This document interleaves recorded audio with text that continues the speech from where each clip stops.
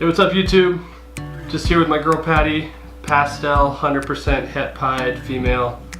Got big plans for her this year. I just want to make a little intro real quick and let you know today's video is going to be a little bit different than what you've seen so far. We'll get back to the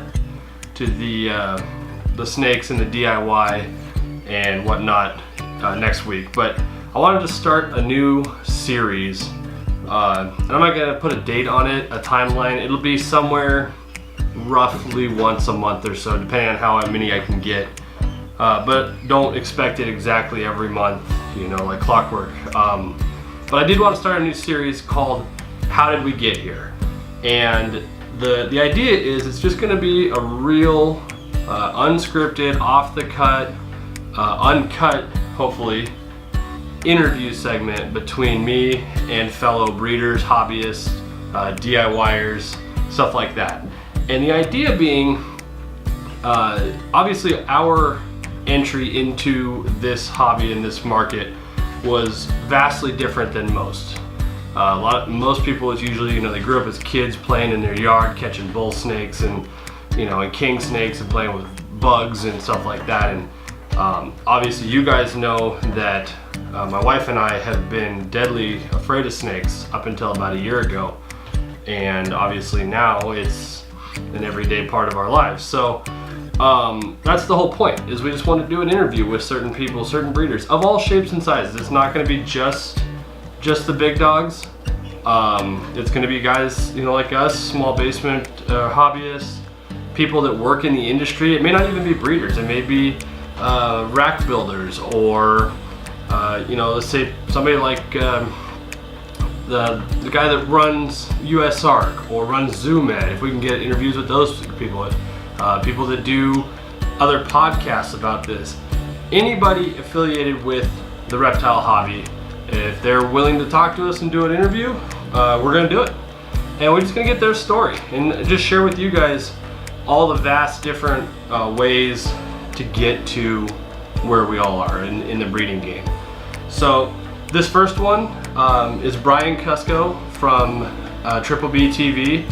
Brian is, I'd like to think, is a good friend of mine now. He's been exceptionally gracious, had me out, stay at his house, and see all his snakes and that. I got to hang out with the family and see Hillary and the kids and the new baby, and beautiful family, beautiful people, super nice.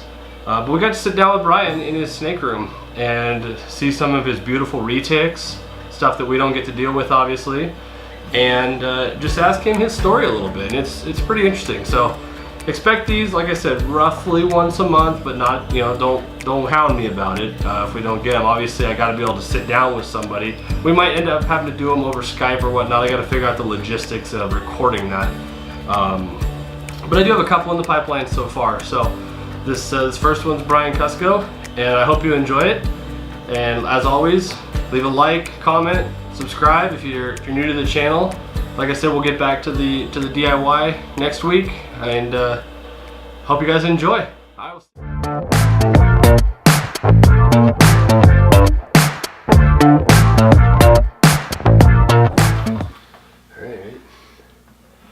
Alright guys, we're sitting here with the one and only Brian Kusko. Kusko or Kusko, first of all? It depends on what part of Russia you came from, but okay, we say Kusko. I always say Kusko when I'm talking about it. Kusko is not incorrect. Okay. Anyway, if you guys don't follow him already, check him out. Obviously, Brian Kusko on YouTube and Triple B TV. And we're sitting here in his snake room. He had me over to enjoy some of the big and beautiful animals he's got in that. But as always, when we get to meet these guys, we want to know, Brian, how did we get here? Well, tell me your story, man. I walked through the door. I got a call this morning about 8 a.m. and I didn't go to sleep until 3 a.m.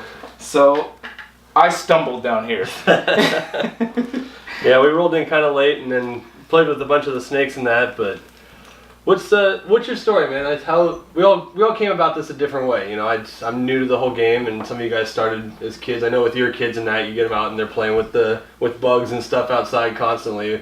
You know, that was not my story, but what's your story? Well, so I was always into dinosaurs from when I was a little kid, which is a very common thing for a lot of people that are into snakes and reptiles. Is dinosaurs is kind of the gateway for many people.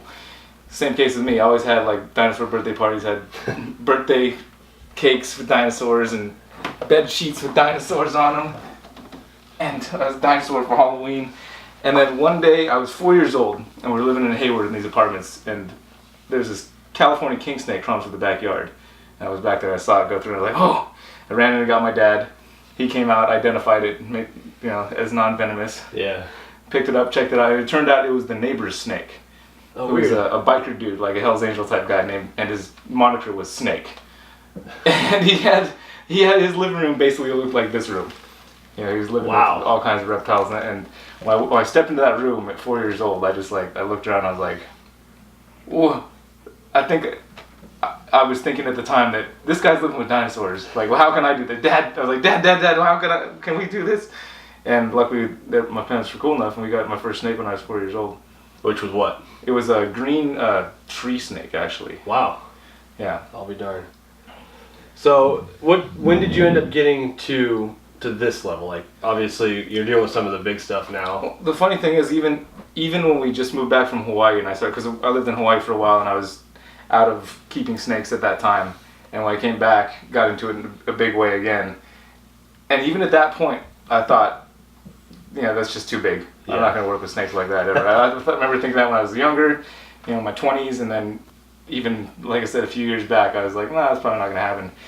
But the first time I held a snake was like this, was at Prehistoric Pets, much like yourself, I think. Yeah. And after getting to see like how intelligent they were and how they react to you and just what working with them is like, I fell in love with them. Yeah, unfortunately, we don't have the ability to keep them in Montana, and I don't know. In all honesty, I don't know that I would. I think it's probably more than we can handle right now. But it's definitely been eye-opening just to experience them in that, and it keeps teaching me every time I do this. Like, why were we ever afraid? I was scared of anything that didn't have 4 legs less than a year ago, and now we're playing with 15-foot plus long the snakes. It's pretty incredible. As far as size goes, I can't speak for the laws, but as far as size, the funny thing is this girl came in at the same size as this girl at the same time. And obviously much smaller. Much smaller. And so genetics plays a huge factor into how big one of these snakes is going to get. Because I had them on the same exact feeding schedule. Obviously, I bumped her up when she was getting bigger. Mm-hmm. But you can see the difference in size is crazy. So what do we have here? This is a lavender genetic stripe possible tiger, probable tiger. Okay. And this here is a straight up purple albino. And this is your girl Betsy Ross. A lot of people have probably seen her in your videos and that. Born on the 4th of July. There you go.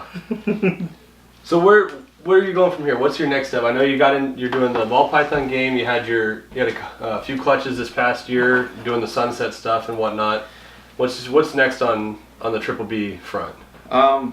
More videos, more everything. I mean, I'm gonna keep playing with the snakes, and luckily the Freedom Breeder sponsorship has freed me up to where I don't need to think so much about trying to produce animals just to sell and make money and try to support. Because that was one of my goals, is to do videos and snakes and have that be what I do. Wow.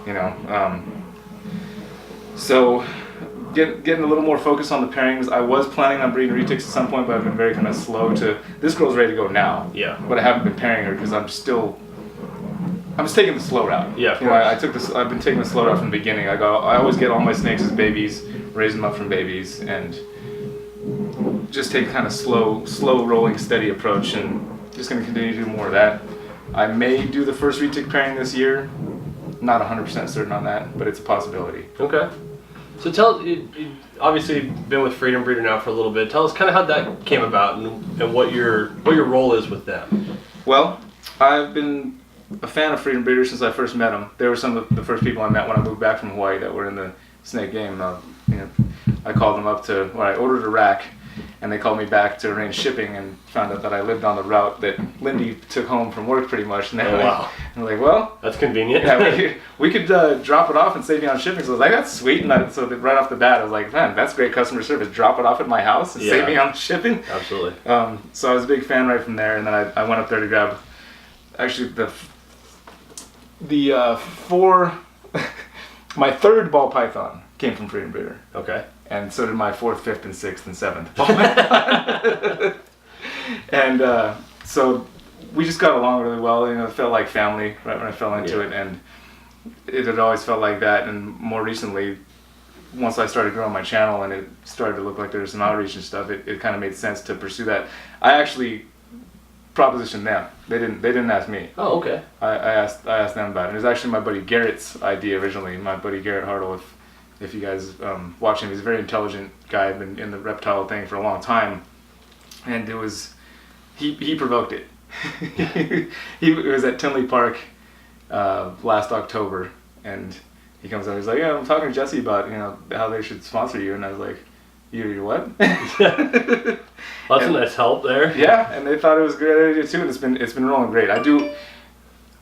Originally, Jesse said, "Yeah, we'll sponsor you," but we didn't know what that meant. He didn't know what it meant. I didn't know what it meant. We were like, "Well, okay," because I was going on a podcast. I was like, "Should I say that I'm sponsored by Freedom Breeder?" He's like, "Yeah, go ahead, and we'll figure out whatever that means later."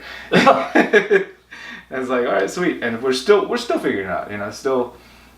But I've been doing a lot of I started a channel for them, a YouTube channel, to put up product videos and whatnot. And I'm working on some of the web stuff. It's been great because it's another learning experience for me. Like, I didn't know anything about doing any kind of web design or web coding or HTML code. Like, I kind of starting to know now. Like, I learned a bit of HTML code and how to work stuff like that. And that's where it's at. It's still at it's always growing, always changing. Eventually I'll travel around. I'll probably represent them at shows, because they go to maybe 2 shows a year.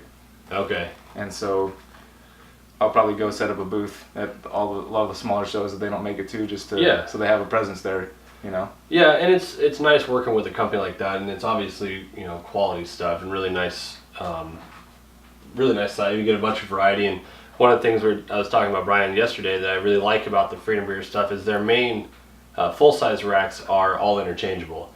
So you can take something that's running a 70 series tub, put a rack of 90s on it, put a set of BOA tubs, whatever you need, whatever levels you need. Yeah, very customized. Everything is customizable. I'll put the links in that for Freedom Breeder and then channel for them as well. And Brian doing all the voiceovers and stuff on some of the key features about Freedom Breeder. But I appreciate you having me out, Brian. Honestly, it's been a pleasure and getting to experience some of the cool stuff that you've got and meet the family. The kids are great. And yeah, that's what this guy. I think you guys might not see. He doesn't have kids yet, but this guy is really good with kids.